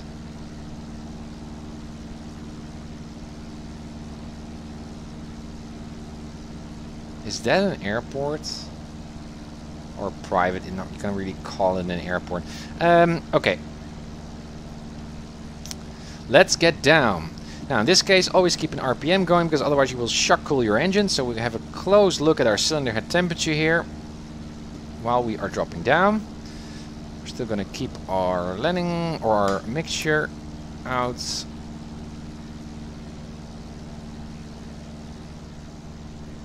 Let's see if I can still land this thing.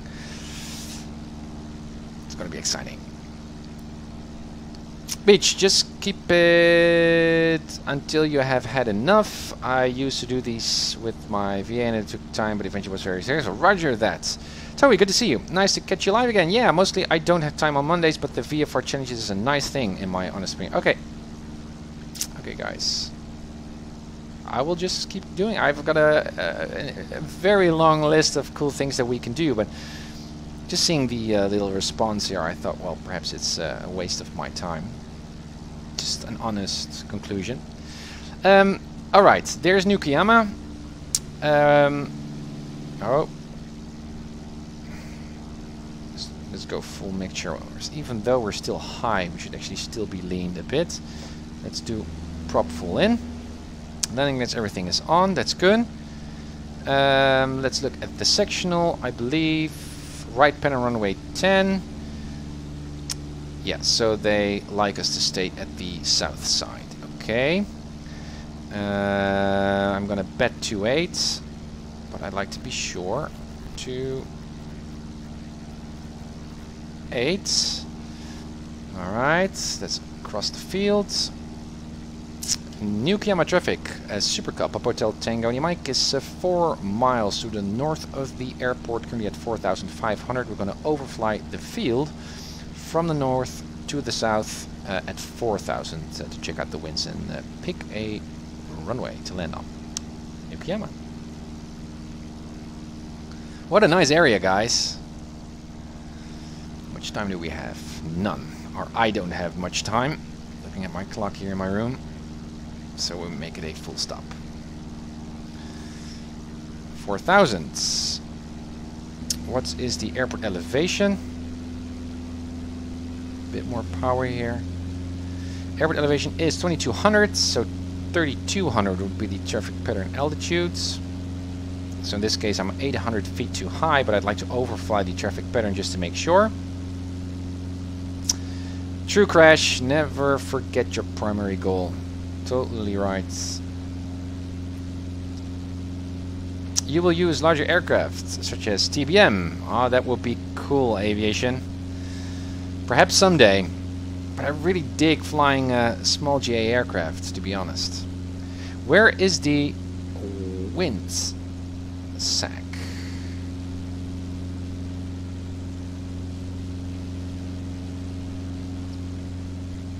Is it on the far end of the runway? No. Do we even have a wind sack? I'm just gonna... Ooh, nice. Actually has a ramp.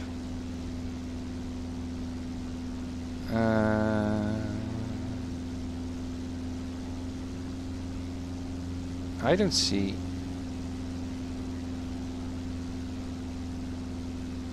any wind sack, actually. Okay, so 28 it is. 28, so that is 10. 28 left, yes. Roger that. There's 3200. Nukiyama traffic, Super Cup up Hotel Tango Mike is overflying the field at 3400. We're going to enter the left downwind on a 40 degree for runway 28 for a full stop, Nukiyama. Sock, not sack. That's so true. Oh my gosh, misspoke there. The wind sack does sound. Oh, let me see. Watch my speed here.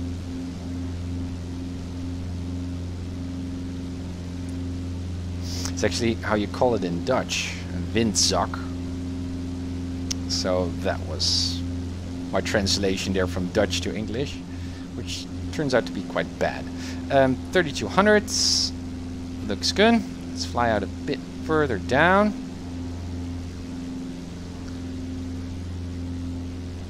Bullocks. Alright, keep my speed going there, not going down too much. Let's turn around. There goes the hang bug.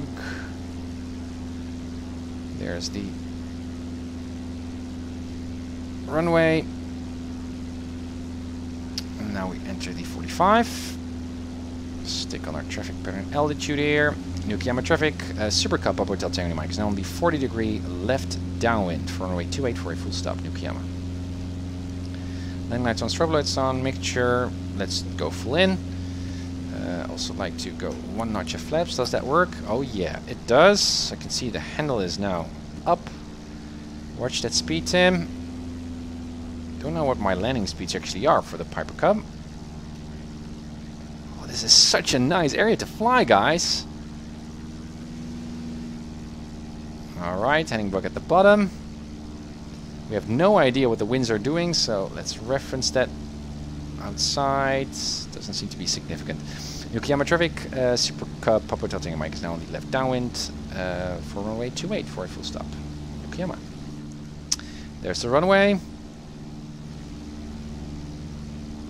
Let's also go down a bit, Tim. Is that track IR? Enjoy. Yes, that is track IR. And especially for flying on PilotEdge and VFR, it is so easy and so helpful. Also immersive. But again, the same thing you can do with VR. Alright, turning. Nukiyama traffic, Super Cup up Hotel Tango Mike is turning left base, runway 28 full stop, Nukiyama. There's our base turn. How much time do we have? Not much.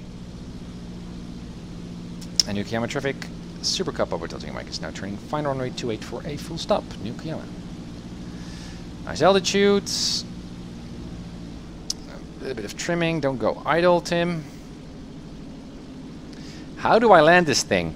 As soon... Yeah, so with the main wheels first.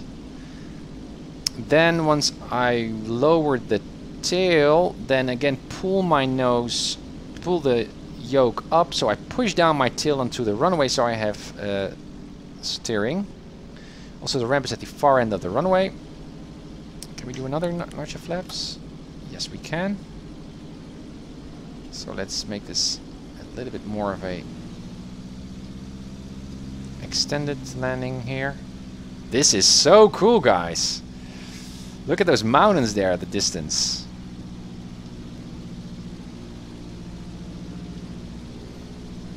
A little bit of a turn into the wind here. Keep my airspeed going. Sounded good. Oh, bouncing. Oh, there's the wind. Oh. Yeah, good, good, good, good, good. And now to the back. To the back, to the back, to the back, to the back. Push and steer. Yes! X-Plane, don't crash on me. Thank you. Thank you for the follow. TV, thanks. Flaps up. Again.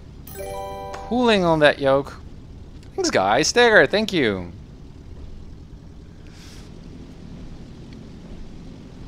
And there we are.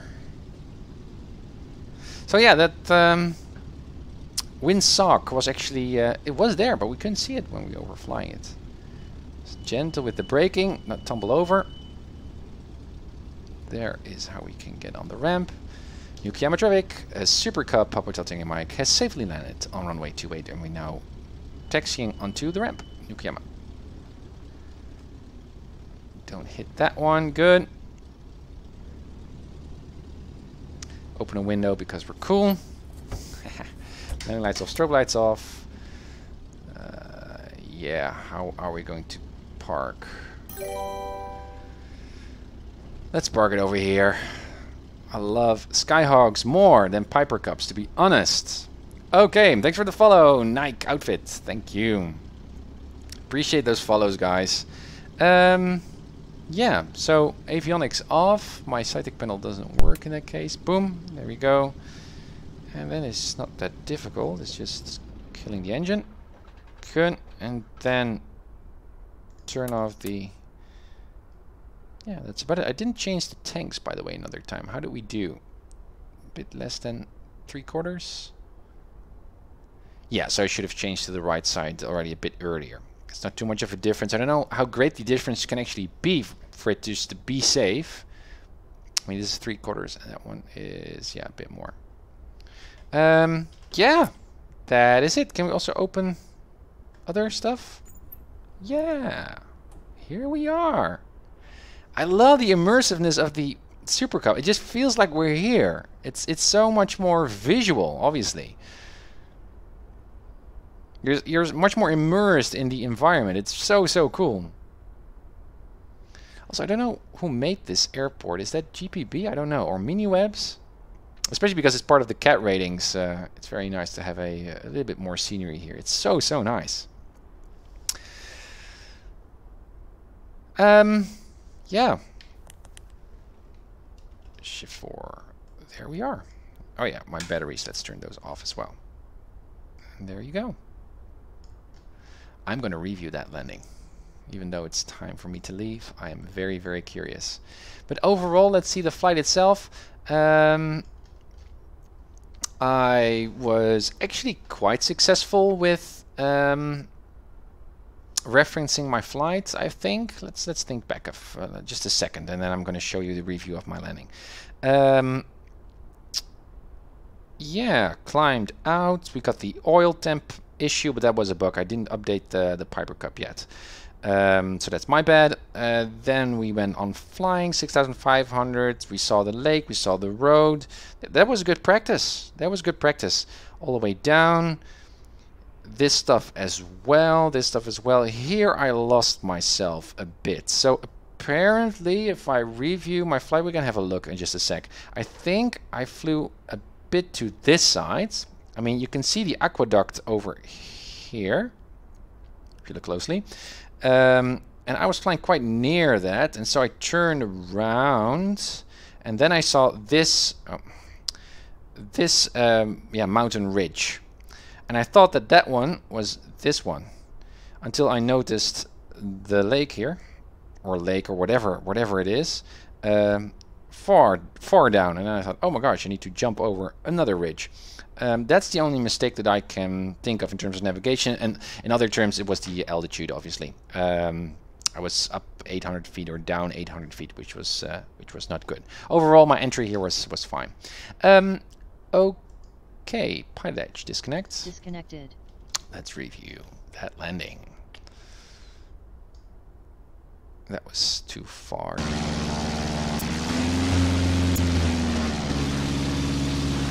Here we are. What are we doing? Ah, yes. Control P. There I went. Yeah, so, yeah, that's where we were coming from. Followed that. Yeah, this all makes sense. Yeah, and here you can see here you can see those double. Yeah, there's a valley in between here. So here you can see that first ridge I was flying over there. There was the aqueduct. Then I made that turn here left, and I thought, where's that road? Where is that road? But that road was actually all the way down there, I think.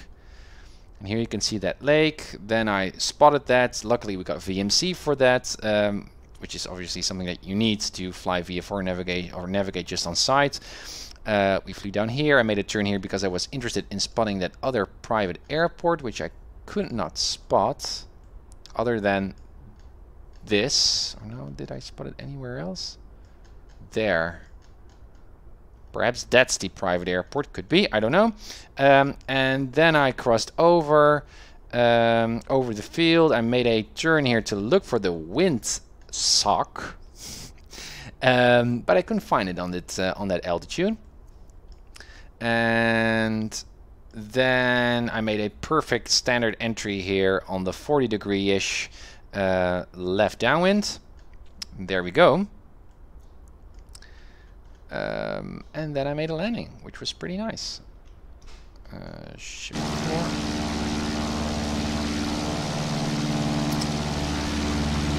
Can you remove the map? Oh, sorry. My bad.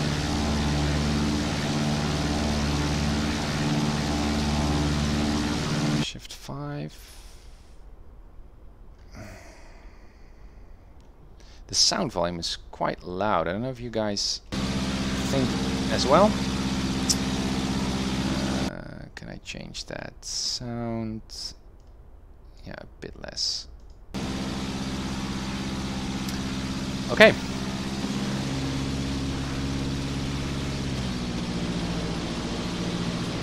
And there we go. So my altitude here, my approach is actually pretty okay. It was good that I rehearsed my landing and that I remembered how that steering issue occurred. So the whole idea is that you need to push down the tail on the ground in order to be able to taxi, because you turn with this thing. So if the tail is not on the ground, obviously you cannot steer and the thing just gets off track. Another notch of flaps. Then I spotted the ramp on the other side, so I knew that I could take a little bit more time here to land. A little bit of a crab into the wind, I noticed. Now, I was bumpy here, so I did not quite flare enough.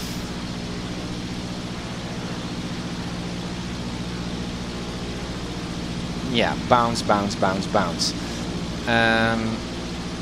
I was also still with the power on because I thought that I needed to do that, so I wouldn't really immediately hit it with the tail on the ground.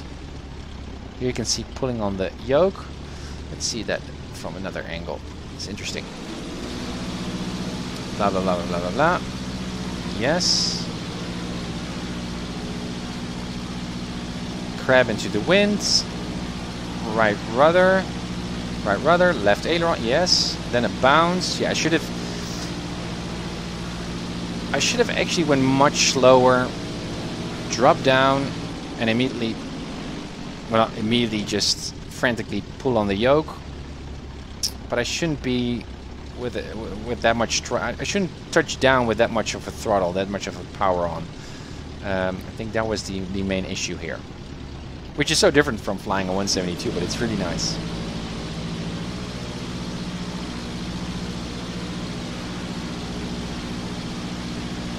So correcting for winds, left wing goes down. Yeah, and then I forgot about the flare, so I bounced a bit. And I still got my engine on, so I have so much energy still, so that's why I'm also bumping across the runway. Still got my power on.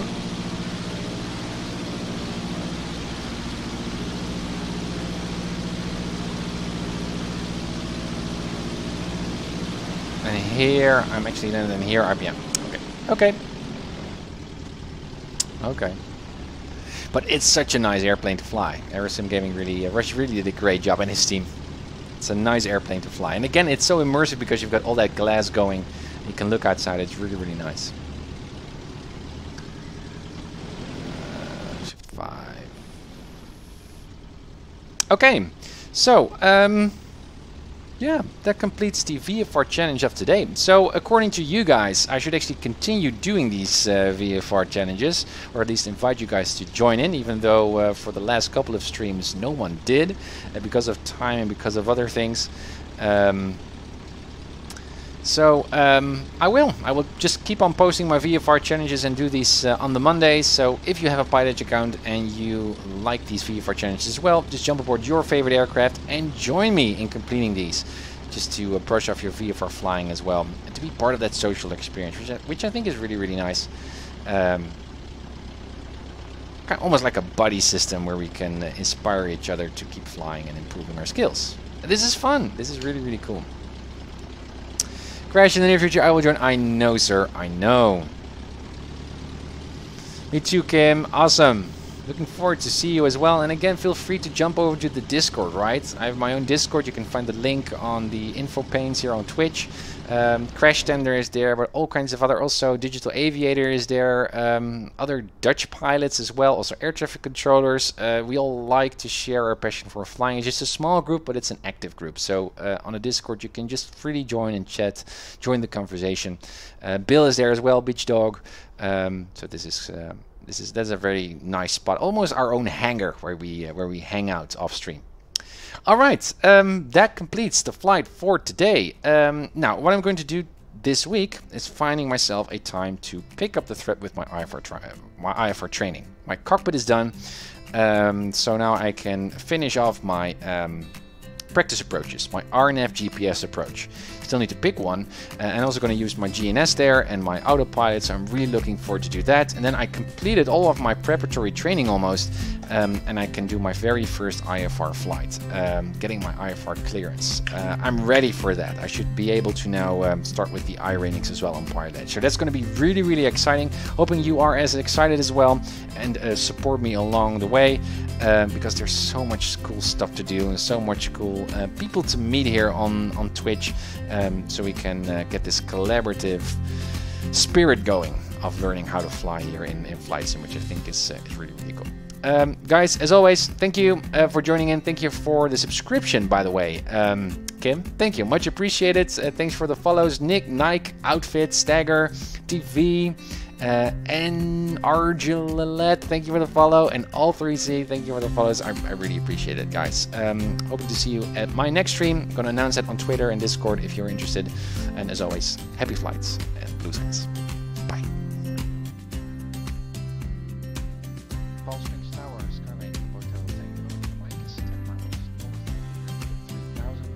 Good information each way for a full stop, and then 123 left if that's available. Hotel Tango, Indy Mike, Palm Springs Tower, Squawk 6250. 6250.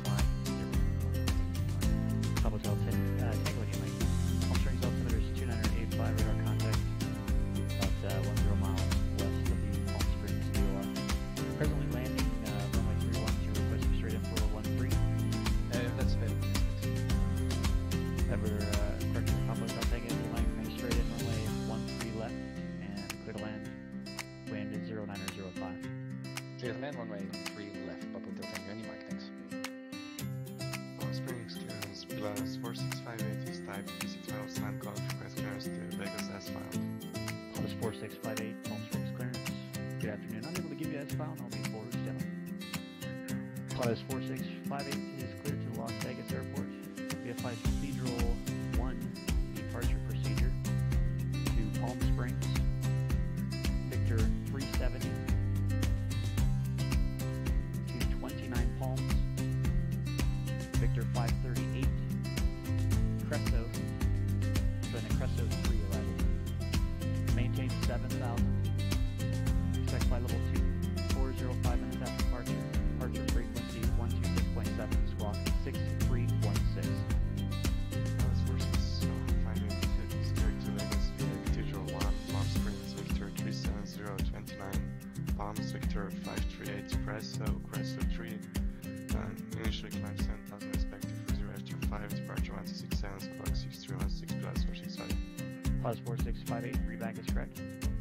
Tango to Mike, taxi to the ramp via Agua frequency. Taxiing to the ramp, Echo, remaining on this frequency, Papa Delta Tango, Mike. Ontario Tower says the 237 Charlie Alpha approximately 4 miles to the west inbound to land. Number 237, Charlie Alpha, Roger, inner left, traffic. Left downwind, runway 26 left, location. Enter left